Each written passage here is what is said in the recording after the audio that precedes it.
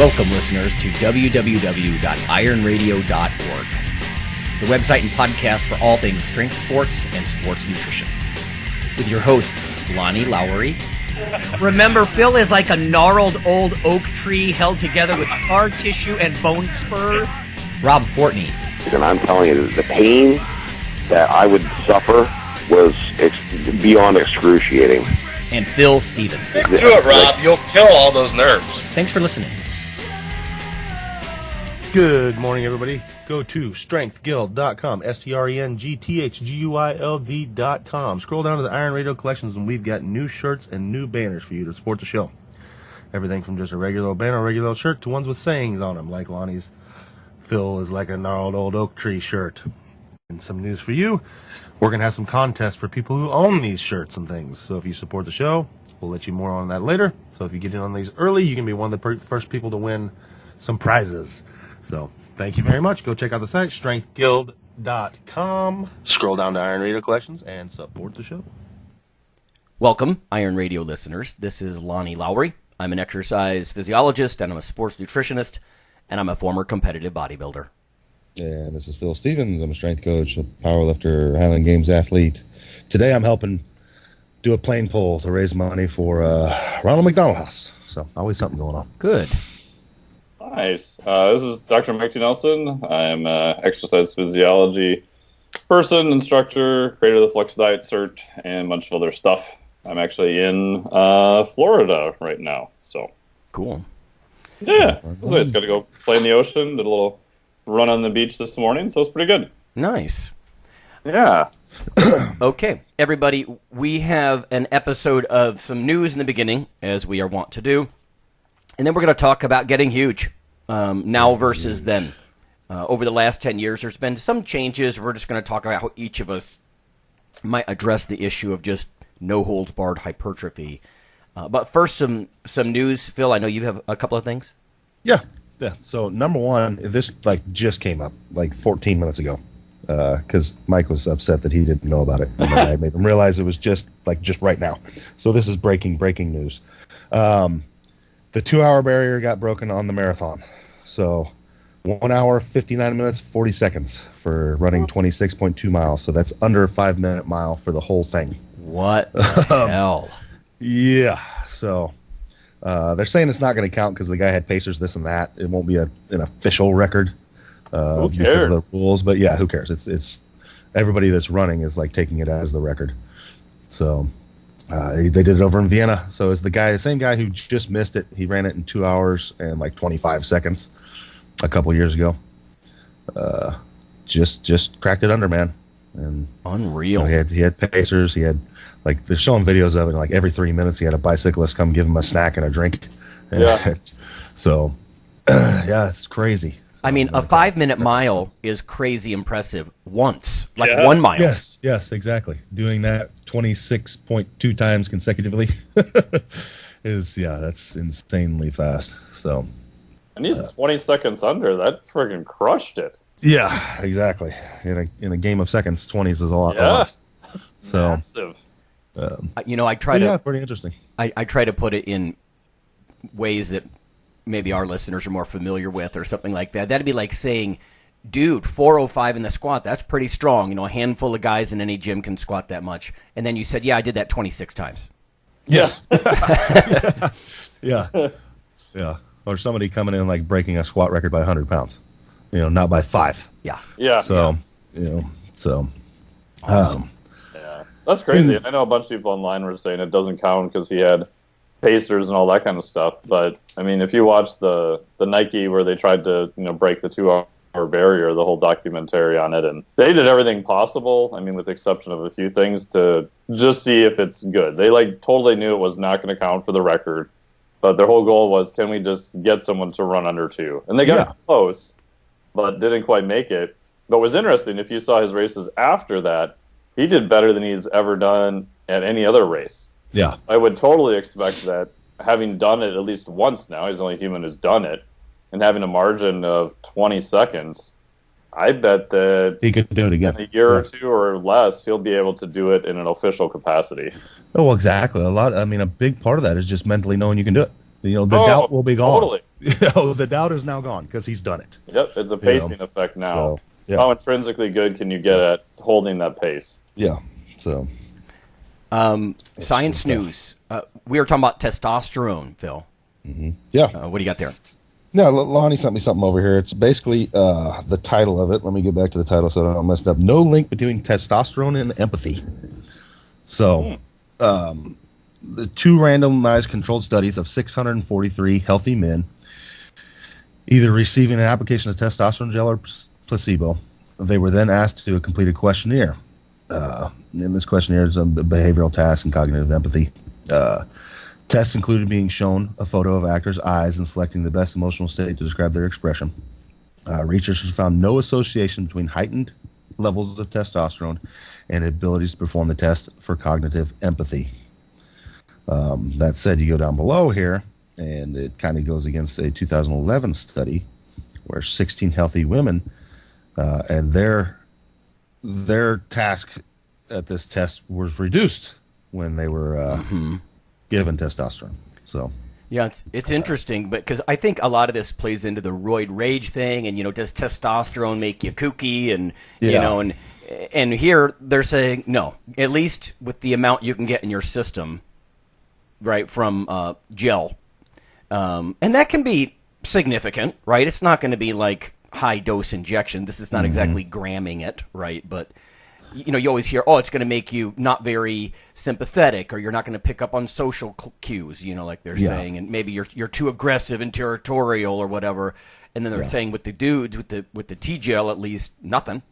But then I thought, because you have a lot of female lifters, right? This is one of those things where maybe the gender thing is different. Like women on testosterone, it might actually make them less sensitive and compassionate in some way. That's interesting stuff. Which is, I don't know. I mean, it almost makes sense. I mean, you're entering something. Their natural level is so low. Agreed. Yeah. Yes. Right. But you take a little bit, a very little bit, and you're like multiplying what they have by many times. Yeah. So you're in the super physiologic range really, really fast. Yes. So, and I don't know. I've said this time and time again to people on the whole roid rage thing. I mean, let's be honest here. I've been around several people in my life that take testosterone. Yes. And what I explain to people is it kind of makes if you're an asshole, you're going to be a big asshole. I agree with that 100%, man. If you're a super nice guy, generally they just become nicer. Yeah. It kind of makes you a plus of what you already are. Yes. So, and I think that's where it comes into play. Is it like, and the thing is there's probably a percentage of people that gravitate towards anabolics that are just assholes. So they become super assholes. Super. Yeah. It's sort of like it's almost like booze. If you get somebody who's a happy drunk versus an angry drunk kind of thing. But these researchers, they also point out that they couldn't find any linear associations, and they kind of point out something that I have felt is obvious over the years. But hormones influence, they don't dictate behavior, right? I mean, you could give an animal a shot of progesterone, it'll start building a nest, right? But human beings are really complex, and there's a lot of things at play. And so, is it going to make you a little bit more aggressive at times, the testosterone? Sure, I imagine it probably is. But does that make you a roid raging a-hole? No, it doesn't. And you're right. It's some behavioral baselines, I think. Yeah. There was I read a comment afterwards regarding that study, and they were apparently the researchers had made a comment that we didn't really see anything, right, with the guys losing empathy or compassion or whatever, but they were speculating that might be different if a male is exposed to large amounts of T in the womb, right? Then when he grows up, he could be hypersensitive to it, and it might affect him differently.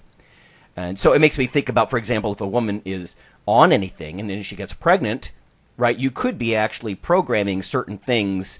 So then later in life, if you have a son, or a daughter, they might somehow be permanently, have their circuit board, their motherboard is now a little different, and they might respond a little differently. And I thought that was interesting that they were talking about fetal exposure because, we see that kind of stuff with all kinds of things, I think, in medicine is fetal exposures set the stage for different things, Well, yeah, I mean, I can see that. You got a lot of things going on there. You're laying down base work for a life. Yes. Yeah. That's right. So... We know from some of the starvation studies that epigenetically will change, offspring in terms of weight regulation and things of that nature too. Exactly.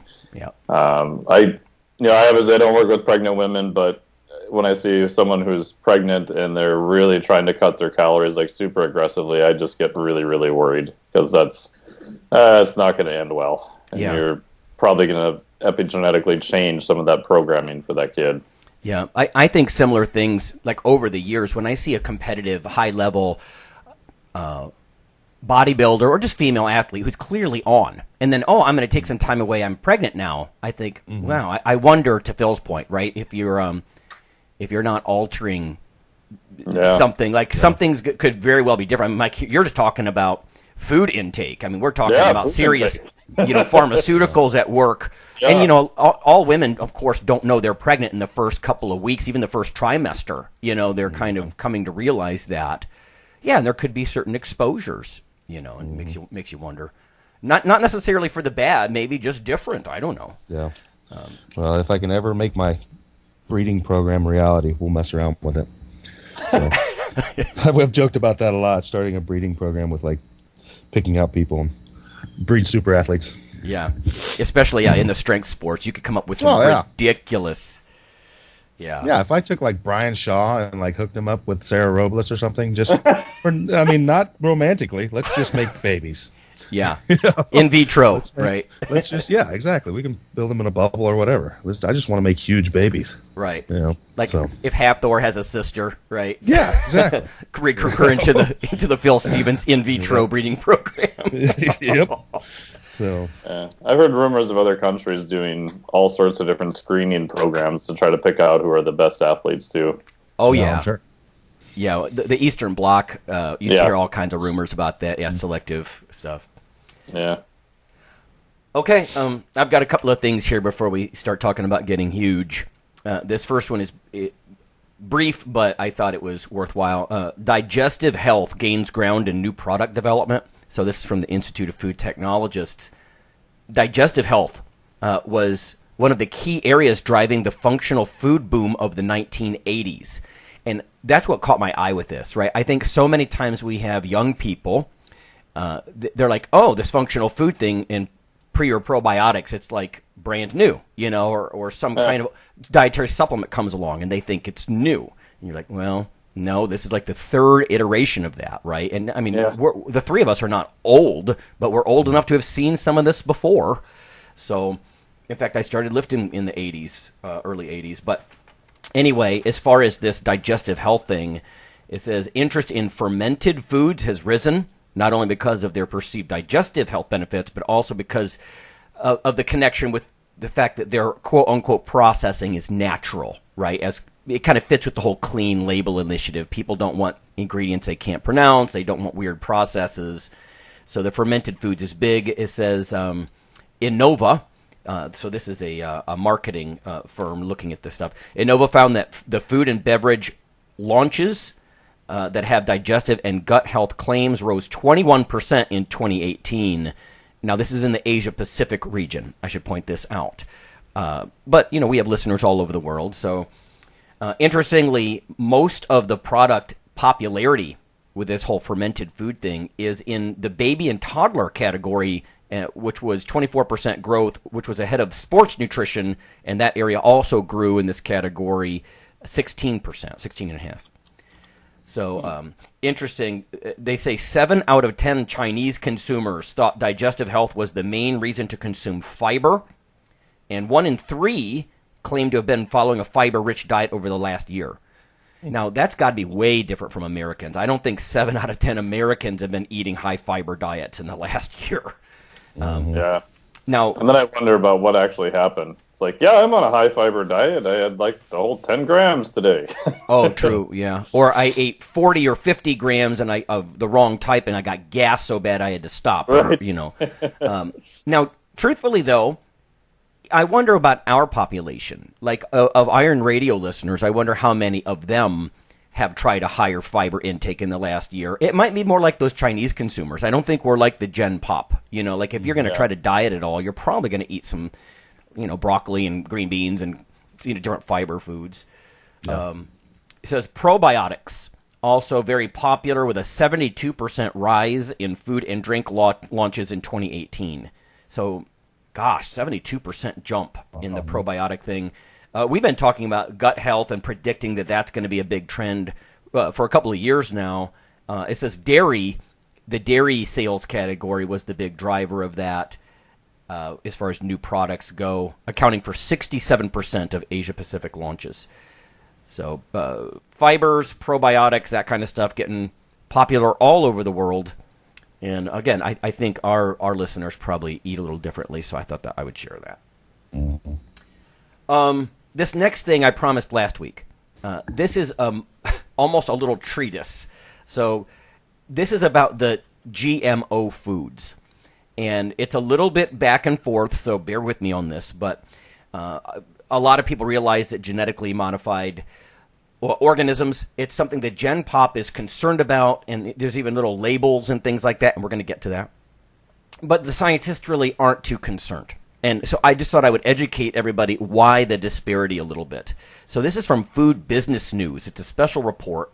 Let me just read you the titles of some of the articles that they point to. The first one, continued rise of non-GMO. Consumer demand for packaged food and beverage produced without genetic engineering remains strong. This is despite broad scientific consensus that biotech is safe and beneficial. The second one says non-GMO project growth is extreme and consistent. And the third headline here is that new certification marks links between organics and GMO foods. In other words, consumers, if they want organic food, they're expecting that it should also be GMO, free, GMO-free kind of thing. So let me just dig into some of these things. This first one, the U.S. Department of Agriculture, the USDA, announces GMO labeling standard. So there's been a lot of debate about whether we should do this or not. There's a bunch of crap that went down in Europe last year that really irritated a lot of the scientists. But the USDA is going to do this. This is, let's see, from Washington. The Secretary of Agriculture, Sonny Perdue, on December 20th of last year, announced the National Bioengineered Food Disclosure Standard. So basically to label foods that are genetically modified or bioengineered. The standard is basically meant to avoid this patchwork state-by-state system, or where you have more private groups trying to put their stamp of approval for non-GMO on different foods. They're trying to make it standard. The standard defines bioengineered foods as those containing detectable genetic material that has been modified through lab techniques and not created through conventional breeding. There's a mandatory compliance date of January 1st, 2022. So this is protracted, but by January of 22, expect to see government labels, not what you see now, but more standard government ones. It says the Agricultural Marketing Service of the U.S. Department of Agriculture developed a list of bioengineered foods to identify crops and foods that are available and are bioengineered. Regulated entities, the ones that they decide are bioengineered, may use text, a symbol, an electronic or digital link, or a text message to disclose the bioengineering. So there's any variety of things. It's not going to be just one little symbol. And, of course, that's going to piss off the people who like their little symbol, like their non-GMO symbols and stuff like that. So it says certain products, and again, this is where people need to clue in, I think. Certain products made from 13 bioengineered crops and foods on the USDA's list do not require labeling. So there are many things that don't. I think a lot of people realize most of the corn we eat is already bioengineered. Like when I drive to work, I drive past cornfields, and this corn is coming up. It's growing 1.5 inches apart, the stalks. It looks like a hairbrush. That's not how corn grows, And it might be engineered to be resistant to glyphosate or some of these different, pesticides and that kind of thing. But the list of bioengineered foods on their list that doesn't require labeling apparently is alfalfa, canola, corn, cotton, potato, salmon, soybean, squash, sugar beet, and certain varieties of apples, eggplant, papaya, and pineapple. Now, these things can be bioengineered as far as I'm understanding this, and it's on their list that does not require labeling. And I think because they're probably so vastly, widely consumed already. It says, as such, refined beet sugar, soybean oil, and corn sweeteners, all mostly from bioengineered seeds, would not need to be labeled. So there's a lot of back and forth with this. Again, some industry groups are applauding it, some are hating it. Apparently, Lynn Crisp, CHRISP, president of the National Corn Growers Association. That makes me laugh, Mike. We took pictures in front of their booth once. Remember? That's right. I still have the pens. The Corn Refiners Association, maybe. Yeah, but apparently they're pleased with it. Of course they are. It says with information without stigmatizing important, safe technology. So they don't want stigmas for things that are important and safe. Again, it's worth pointing out a lot of scientists don't respond with fear to biotech like a lot of lay consumers do. Davey Stevens, president of the American Soybean Association and a soy grower from Kentucky, also noted his group's support of the rule. So some of these guys that are coming out, they're saying, yeah, we support it. We need some kind of standard labeling. And I'll weigh in about what I think, but really I think our listeners are going to have to decide what they like or what they don't about these things.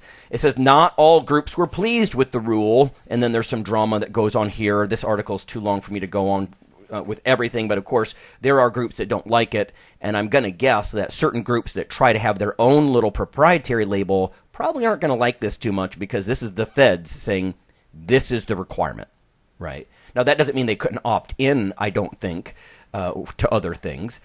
The implementation of the new standard follows a rulemaking process that began in July of 2016. So this is a long process. More than 14,000 comments were received and considered during the rulemaking process. And we've talked about it before, but when the FDA does stuff, they do similar things, right? They look for comments. We've had several guests on our show who actually would, hop on a flight or get in a car and go travel to D.C. and make comments and stuff like that. So long-term process. So over the next couple of years, look for the GMO disclosure to be standard and not to be on everything, including stuff like corn and soybeans and things that are so common. Now, the last thing I'm going to add here's a related article. Petition seeks to prohibit non-GMO claims on labels. So right now there's this non-GMO project. It says non-GMO project verified. It's got a little butterfly and a check mark, and you might have seen that. But that's one of the ones that I'm very curious to see if that's going to stick around over the next couple of years because, again, my perception is what the feds are doing could just make that almost superfluous, really. This is by Jeff Gelsky, again from Washington. The Information Technology and Innovation Foundation has filed a citizen petition with the FDA that seeks to prohibit the term non-GMO on consumer foods and goods. The petition said that such claims, particularly the butterfly logo from the non-GMO project, are, quote, false or misleading, close quote. They go on to say here, the non-GMO project butterfly campaign deceives consumers through false and misleading claims about the foods, food ingredients, and their health and safety characteristics, said Val Giddings, Ph.D., a senior fellow for the ITIF. So they have links here for the petition, again, that's trying to ban the existing logo. It cites the National Academy of Sciences in stating the fact that if something has been genetically engineered or bioengineered or genetically modified or mutated, either in the lab or in nature, that it basically tells someone nothing about the safety of the resulting product. And that's interesting because we talk about that in the classroom sometimes. A lot of the standards are basically, sort of the same. Like, is it safe? Is it effective? Okay, then, regardless of how it came about. So it says, quote, the non-GMO project falsely implies that what happens randomly in nature is safer than what humans do deliberately, with care and foresight, Dr. Giddings said. So whether you like that label or not, or you like GMO or not, there's lawsuits flying back and forth. There's government standards. I tend to take the scientist's approach to heart, that I think this is less scary than a lot of people think. But I still would like to have something on the label. If the feds want to govern that, okay. But again, I think it's important to note that stuff like corn or soybean, it's already, if you think you're not consuming anything that's genetically modified on some level, I think you're delusional, So, I don't know. Mike, what do you think about that? Because on one side, you've got big politics and government. You've got money involved. Do you like the current way we label it with that GMO project, or would you rather have a federal standard, or do you not care? My general overview is that everything should be labeled and let the consumers kind of decide. The downside with that is maybe not all consumers are scientifically educated either.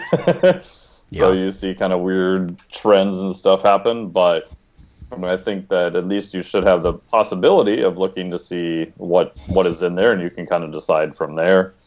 Even like when we're back at experimental biology years ago, we went to a talk by Monsanto that said, hey, we're not really doing much genetic modified vegetables anymore. We're trying to do selective breeding, so we don't possibly have to label them as, GMO.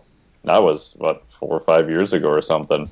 So I think it's probably a step in the right direction, but when you have that many exemptions to it, I just think from an education standpoint, if someone is asking me about this, oh man, that's a monster pain in the butt. It's like, well, yeah, if it passes, the government has these things labeled, but if it's these foods or this subclass, or your sugar was made from a beet, which shows up in a product, then it's technically not labeled, so you would probably have to assume that it is GMO at that point, and so to me, it just sounds like and I don't know, but it kind of sounds like a big compromise between, if you think about the corporations that have a lot of pull, right? Soybean, corn, things like that. And I understand that they're already probably so genetically modified that you can't find a quote-unquote natural or non-GMO version anyway. But, yeah, I don't know. I think it's probably a step in the right direction. I thought it was interesting that salmon was on there, though. That's something that kind of jumped out to me as, really? Salmon? I don't know. Yeah, there was that seemed a little odd. There was some details about that, too. That came up a couple of years ago. In fact, we talked about it, and I don't remember the specifics about it.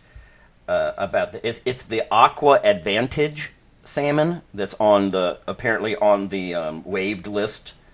Aqua Advantage, I don't know. It would just seem like, okay, we should probably be able to tell what's a GMO salmon and what's not. I get that corn's kind of distributed everywhere, but a salmon, I don't know. It just seems a little weird to me. But yeah. I think one of my concerns is if this government, if it's as something as minuscule as a text, like here's a little text for more information. That's like the menus at McDonald's. Do you think people pore over those menus, know? So people aren't going to go to great length just because they have a little text or a web link or something like that, right? So in that regard, I can see where maybe a symbol might be better. The flip side is this non-GMO project or whatever. They're going to have a certain vested interest in making sure their logo is the logo. And I'm not sure, there's going to be potential conflicts of interest there, and so you go back and forth. I do like the idea that the feds are basically saying, listen, we hold these foods to the same standard. If something's natural does not automatically equal safe, and laboratory does not automatically equal bad, right? I always joke in class about poison ivy. That's natural. Would you have a salad? No. No, you wouldn't. So it's important to just kind of, I think, look at, is this safe or not? I guess where I would be freaked out is many years down the road, is there something weird like tumorigenesis or somehow something is different, or my offspring is somehow different. I doubt that those things are going to happen, but I can understand where people would be concerned. Or even if you introduce a genetically modified organism into the environment and it just dominates, then do you run the risk of having this, I don't know, the original species just destroyed, Wiped essentially? out, Yeah. Yeah, I get more worried about the latter on that because I think that's something that historically we've done a very poor job of predicting. Like all the time, like I think wasn't there something like they did genetic engineering recently to try to limit reproduction of some species, and I think that kind of backfired too. I could be making that up, but yeah, the more as complexity scales up, I just get super nervous that we think we have something figured out, and we usually don't. No, there's no doubt. You're right. Ecosystem stuff. Not to confuse the issue, but that's the butterfly effect, right? Yeah. That butterfly flaps its wings in Tokyo and something changes in New York or whatever, and we can't. You're right. I don't think we have a really good handle on that, and I agree with you. I think that's my bigger concern is the ecosystem stuff, But all right, let me close out before we go to break. Just quickly, the fall funds drive for Iron Radio is about to happen. So look for ads mid-show on that. That's where we ask everybody, hey, can you support the show with a one-time donation or a $4 a month sort of subscribing member sort of thing. Keep the lights on here. Also, a contest. We haven't done one of these for a while. Phil, you and Mike both know we had those swag bags from the ATP Science people. Mm-hmm. I've got a giant one. We kind of collected some stuff from this. I would like to give that away. It's got vitamin, nutrient boxes in it, gadgets, and new products. T-shirt is in there. It's only a size large, so if you're a large mammal, I don't know, give it to your wife to sleep at night or something. Disclaimer, I guess. This is an endorsement of anything in this bag, and we're not responsible if you consume this like any good consumer and you make some judgments. It's just a giveaway. Here's what I would like you to do. We've done this before. By November 1st, make 5 tweets or posts on Facebook or Instagram, a forum about Iron Radio. That's basically it, in support or any kind of your thoughts on the Iron Radio podcast 5 times on social media. And we're just going to do the honor system because our listeners are good like that. And then through IronRadio.org, you can click on email us here. And Fortress will get me that. The truth is, by making it 5 times by the end of the month, it sets the bar a little higher, and it makes your chance of winning, your odds of winning, really quite high, right? Because only a handful of people, I'm going to guess, are going to do this 5 times, and then we'll randomly choose, and I'll just mail you this giant bag of stuff that we got out in Tahoe. So, I don't know, we'll call that the ATP Science Contest, I suppose, or the Iron Radio guys travel and have a bag they don't know what to do with contest. The marketing department definitely approved the second message, I'm sure. Yeah. All right, we're going to go to break. When we come back, we're going to talk about getting huge.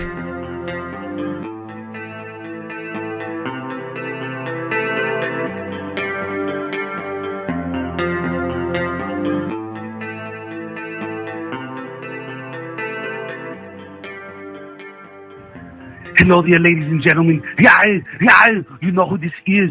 So I'm here to tell you about Dr. Mike T. Nelson's new book, Why You Should Eat Keto. I don't do it because, look at me. Come on, I'm fabulous and I'm fantastic. Anyway, you should text the Keto ebook, all in one word, to 44222 to receive your free copy. Do it now!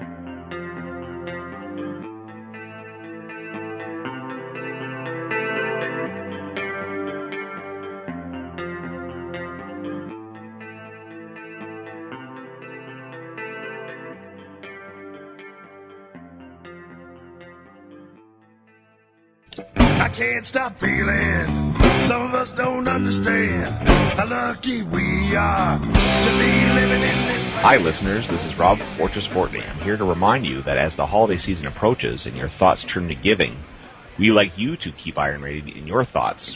Over the past several years, there have been hundreds of listener comments hoping that Iron Radio stays on the air for years to come. Iron Radio is here for you. But as with any public radio type format, the show is listener supported. That's where you come in. For just $4 a month, you become a supporting member, keeping your weekly dose of education, experts, and gym talk flowing. Just go to www.ironradio.org and click on the $4 monthly subscribe button near the bottom of the page. Or click the donate button at the right of the page for a one-time donation. You are the Iron Brotherhood and Sisterhood. Of course, not everyone can afford to be a supporting member or a significant one-time donor, but for those of you willing to pitch in, $4 per month or $50 just once, we're about to sweeten the deal. Become a supporting member or major donor between now and January, and a limited number of you will receive a gift worth over $20.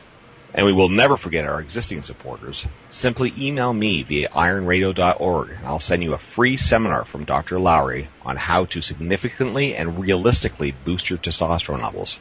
Help your Iron brothers and sisters who cannot pitch in but deserve better internet programming in our sports. And happy holidays.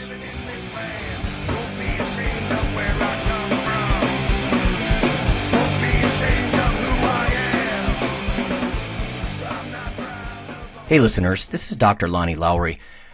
If you've ever had anyone critique you on your protein intake as part of your weightlifting lifestyle, oh, you poor meathead, all that extra protein is going to rot your kidneys or weaken your bones or dehydrate you or give you gout or who knows what.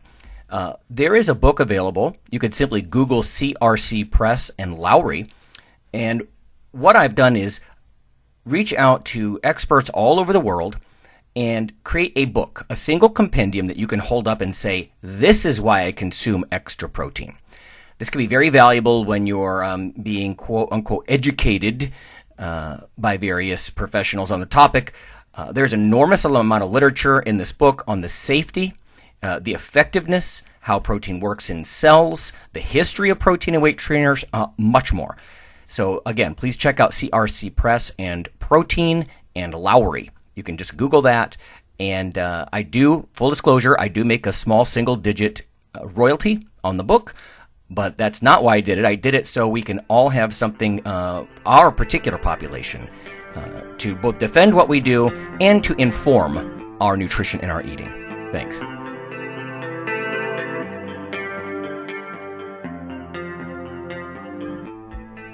Iron Radio is, of course, primarily a podcast. But over the years, there have been technical glitches calling for backup streaming and listeners who wanted the convenience of other sources of audio content. Toward this end, Iron Radio is now simulcast and backed up on YouTube. If needed, please search Lawnman07 or Iron Radio from within YouTube. There's not much video, but if you like to listen through YouTube on a Roku or other living room device, there you go.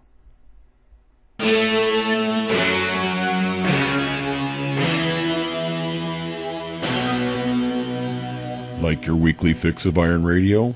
In addition to being a popular institute on iTunes, we are also on email. Simply go to www.ironradio.org and sign up for the voluntary email. You'll get a once per week email, no more. That's little more than the show notes and a link to the audio. So go for it.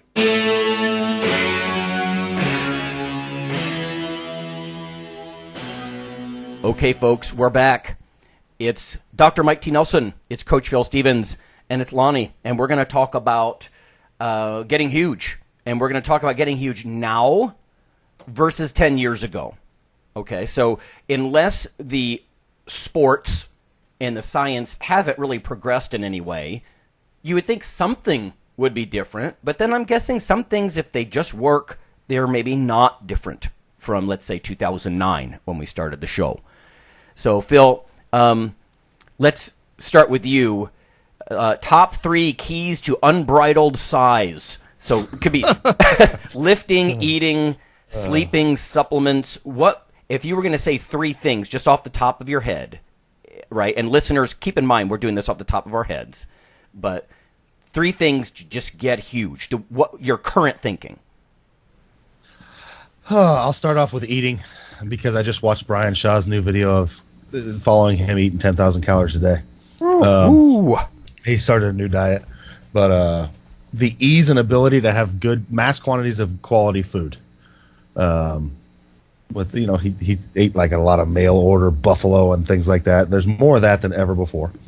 You got more choices of things like that, so you can get mass quantities of quality food that's readily available. Mm-hmm. Probably more than any other time in history. access to quality strength training gyms, like more old school type gyms. There's probably more of them than ever. A lot of that probably has to do with CrossFit coming up, but there's more places like mine than probably ever in history. So you're not relegated to trying to get huge at a Globo gym. Okay, almost a club, like a club environment. Yeah. I mean, there's more. I mean, I would argue, anyways, that a place like mine is more conducive to getting bigger and stronger than like 24-hour fitness. Yeah. Where you might get kicked out. Right. Socially alone. It would help. Yeah. And I don't know. One can't ignore this. I probably should, but probably pharmaceuticals with the advent of SARMs and things like that becoming. I haven't looked into them that much, but it's all the rage now. From what I hear, right? There's probably more pharmaceuticals than ever before. So yeah. You add those three things together, and you've got large mammals. So let me, if I can drill down just a little bit before we ask Mike. When you say eat more, are you talking quantities at all? How do you do more? How do you just say, listen, you're going to recklessly gain size? Because powerlifters, I would argue, you don't have to keep quite as much of an eye on body comp in the off season. Like bodybuilders can't just become super duper sloppy. But so what are you talking about when you're talking about eating more? How would you, help someone estimate? We talked about it before. I mean, I really think the same thing that is making our population obese is also helping to lead to the freaks. Mm-hmm. Because we have all these, it takes calories to support the work. Mm-hmm. So they didn't have that in like 1947. They didn't have the calories we do now that are so readily available. I mean, you could get it back then, but I mean, it was much harder. Today, it's easy to go pick up. I can go to any store and grab something that's ready made, and I can slam it down my mouth in 30 seconds. Right. Get 3,000 calories. Yeah. Yeah. So we have the ability for that. So yeah, it's more. And I think also now we're maybe a little more health conscious than 10 years ago. There's quality ready-made food more than ever before. It's not just TV dinners and crap like that. You can get, organic grass-fed bison that's ready to eat. And things like that, Right. Yeah. Things with fiber or probiotics or other stuff snuck in there. Yeah. I mean, there's healthy choices of ready-made food now, whereas before there was not healthy choices of ready-made food. So there was plenty of ready-made food, but it wasn't the best quality out there. So you kind of have a mix of both now. Right on. Just something that, 'cause I was on my list as well, but the attention to SARMs, I think SARMs are today's mirror to the pro-hormone or pre-steroid craze of 10 or 15 years ago, right? That's like, because it's kind of unregulated. And I mean, I don't really know the solution to that except talk to people that are knowledgeable who are actually using them, or the people in the gym, preferably somebody who's got a little bit of science acumen, about what's going on. I know there's been some pretty good YouTube videos. I'm sure there's some also really bad ones, but to try to learn what you can about them at least.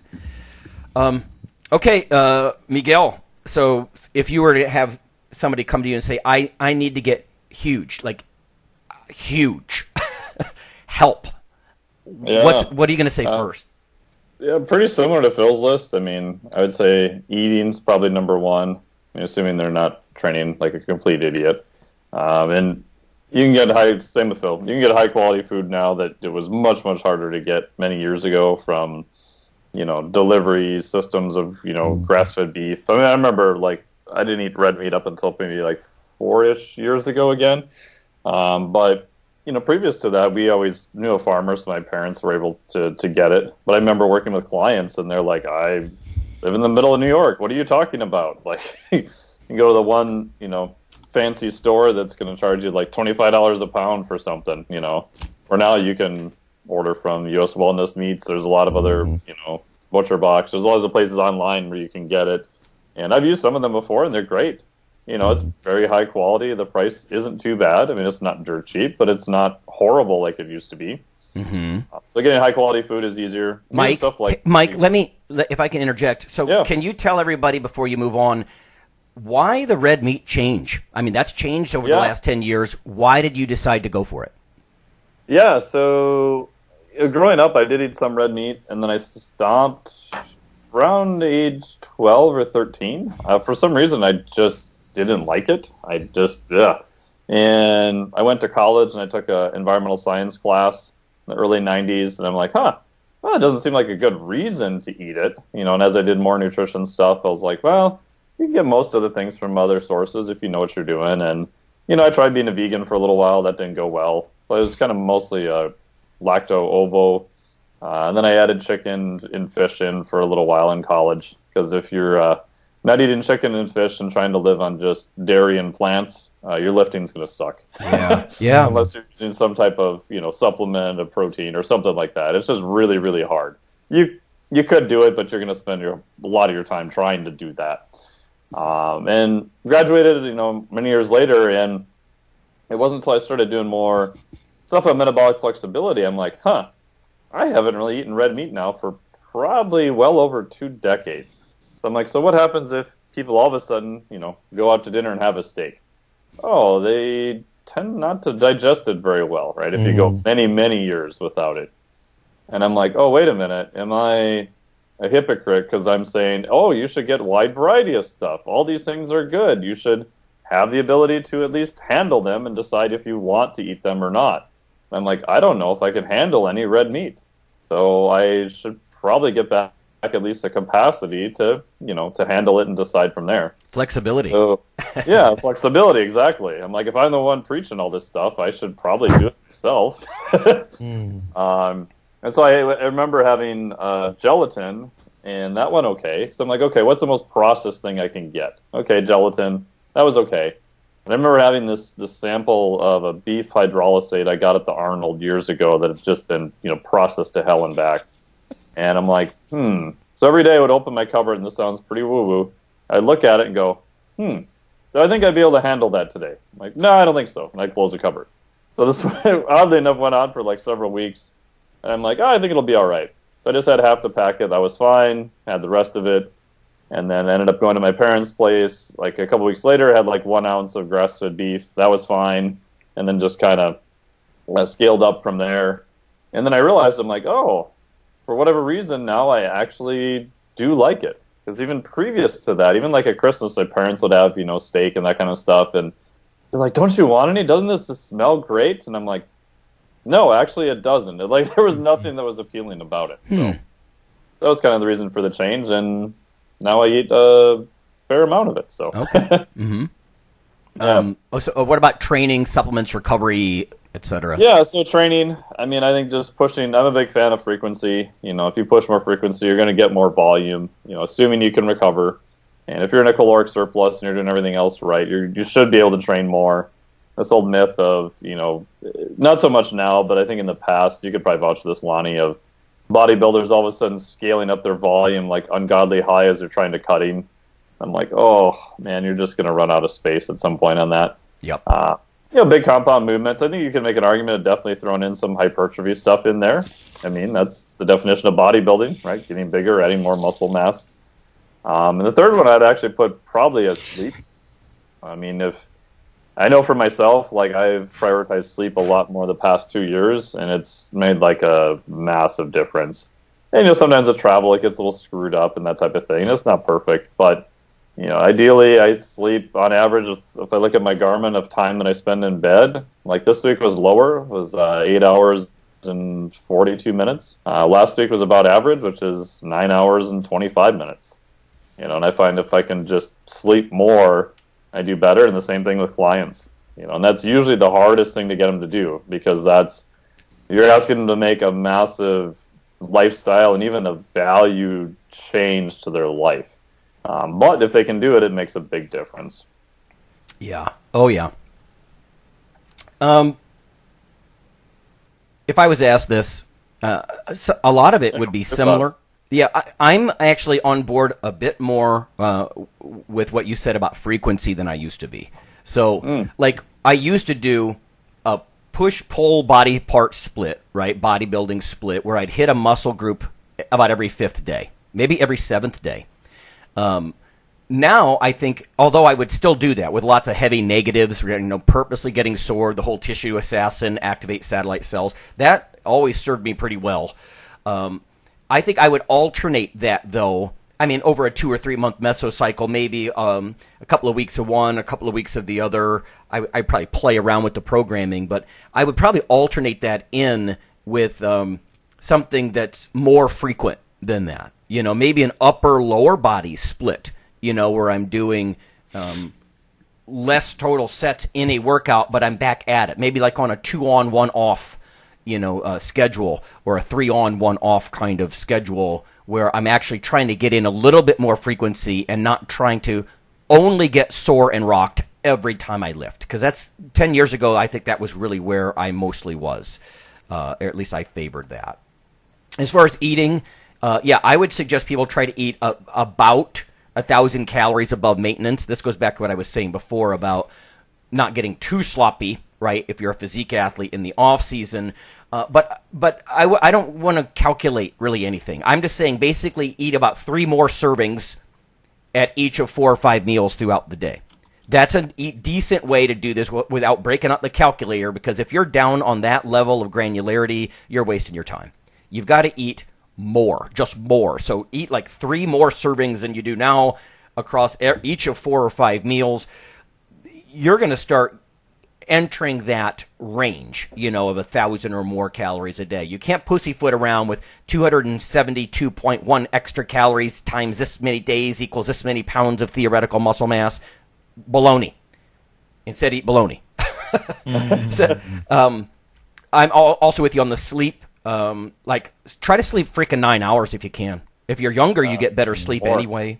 Or catch up on the weekend unapologetically with a 10-hour and brag about it. I know I've heard Phil do that in the past. Like, oh my God, new PR, I slept for 11 hours. Yeah. You know, that's a good thing. And then I'm also more about like the meditation and trying to get the cortisol down through things you do, not just things you swallow. You know, and then log it, like maybe a sleep app or in a training log, how many times this week you took. You know, start small. Maybe it's even as little as 5 or 10 minutes of focusing on your breathing, or doing some of these progressive relaxation audio, you know, where you squeeze each major muscle group. You can find a lot of that stuff free online. There's different guided meditations. There's different ways to go about this. It doesn't have to get weird. I think some people, they hear meditation, they think that's sort of weird, mystical Asian stuff, and no, it's not. As far as meds, supplements and meds, I'm still a huge fan of whey, creatine, fish oils. I think the pre-workout stuff, and our listeners, longtime listeners know this, I'm more about the coffee than some of the harsher pre-workouts that I used to be, just because I think there's such advantages with glycogen deposition and the antioxidants and all that kind of stuff, whereas I think 10 years ago I probably would have been much more eager to go the pill and powder route, and some of that stuff was pretty harsh, and I think a lot of our listeners know that. Probably screws with your carbohydrate metabolism pretty bad. Nowadays, I think I would take hormone replacement more seriously, and I don't just mean like just testosterone replacement, but melatonin, you know, things that I know fall with age, even things like vitamin D. You know, the CDC says if you live north of Atlanta, you're probably not getting enough. And vitamin D is a hormone too, so just because melatonin and vitamin D are over the counter doesn't mean you can't look at that like available hormone replacement, right? So I look at replacing those things more, and again, partly maybe because I'm older. When I was younger, I think I also didn't. I was still competing, right? So let's be honest. I'm post-competitive now, and that changes how I think. And I'm actually post-50 now, years old. So that changes. But I would think about career longevity now, even with a young person. You know, instead of just hammering ibuprofen all day, every day, I probably would do something like glucosamine, chondroitin, or collagen, bone broth. I would do something to try to preserve the joints, especially in a bodybuilder with smaller joints, because all those heavy years, I think it takes a toll on smaller joints more than it does huge joints. I used to, joke with Rob about that all the time. I'm like, your elbow is the size of your biceps, is the size of your forearm, right? Your arms are gigantic, but you have these huge load-bearing joints that I just don't have. So I think joint, and even soft tissue, a focus on soft tissue and stuff. I've never had a massage. I've never done foam rolling, and I think I would at least have a little bit of that occasionally in somebody trying to get huge now, right? So, do you think, I'll ask both of you guys, do you think this would change if body composition was more? So if it's like an off-season bodybuilder where you're going to kind of have to take off that extra fat that you would add? Well, for me it is. I mean, that's why I'm saying you can only, if you're eating 3 more servings than you normally eat every time you sit down, that's probably pretty good. Like, I don't know. The last time I competed, I admit, I would go to Walmart. I'd buy those ready-made cakes. This is sort of both your guys point out ready-made stuff. These icing, just sugary icing, smeared, refined carbohydrate. They're cake. It was cake. It was like the size of a Frisbee, maybe a little smaller than a Frisbee, and I would just eat it. But I wouldn't do that every single day. If I was Phil and I was trying to get up to 300 pounds, and I know that every pound I gain makes me stronger, more or less, I'd be more reckless, even more. But I still think you need to break through. In fact, Fortress and I wrote an article for T Nation years ago about breaking through barriers. You have to be at least a little reckless, and I don't think you should break out a calculator. Even if you're a bodybuilder. Yep.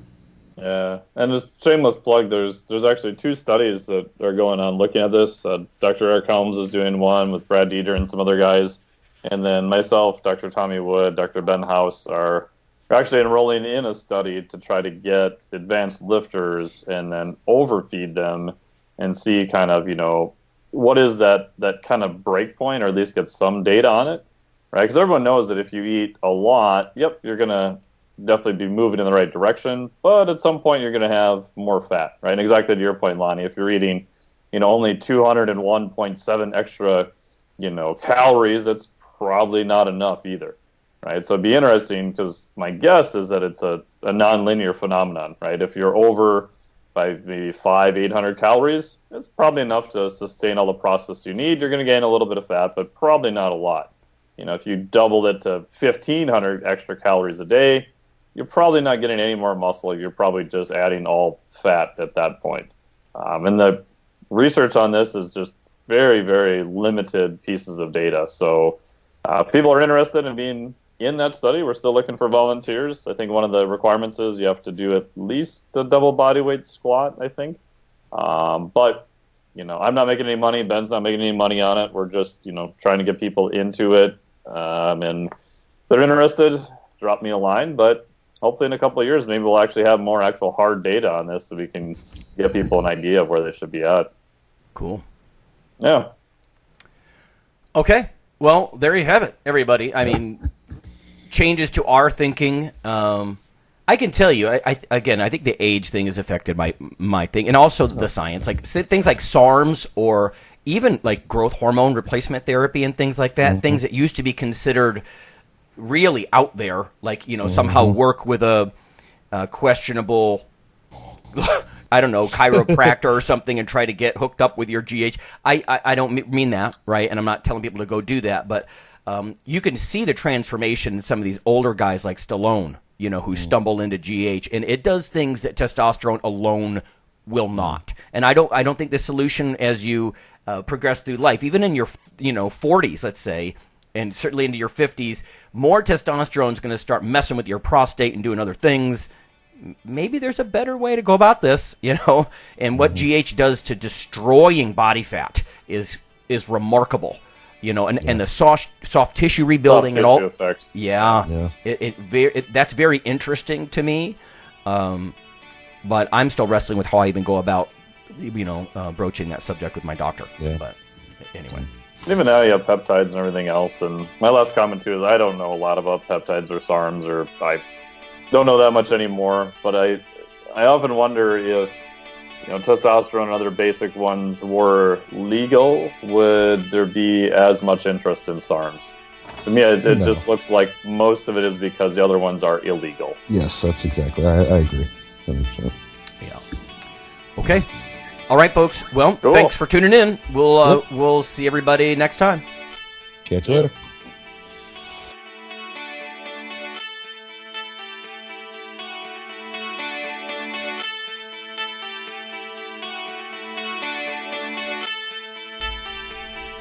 Hey listeners, have you seen the store at IronRadio.org? There are 3 halls in the store. One for Phil, one for Fortress, and one for myself, Dr. Lowrey. And they're thematic. So you can go into our Halls of Iron store and choose based on your goal. If you need something to learn or read or something nutritional, you can look in my store, Lonnie's store. If you want something about injury prevention or competition, then take a look at Phil's Hall of Iron. And if you want something about motivation or daily training, Fortress's Hall has what you're looking for. There are some fun, heroic descriptors as you browse through the stores. We try to make it a little more fun than the average boring online store. And whether you're a novice lifter or someone more experienced, you can take heart that you're not wasting your time. The things that we put in each Hall of Iron are actually based on our own recommendations. Protein powders that we know to be good, knee sleeves, wraps of some kind, things that Fortress uses in his own training. The stuff you see, you know is good. This way you don't waste time. So check out the Iron Radio store at IronRadio.org and let us know what you think on the forums, and certainly you can request products and we will screen them before they go in. So thanks for listening.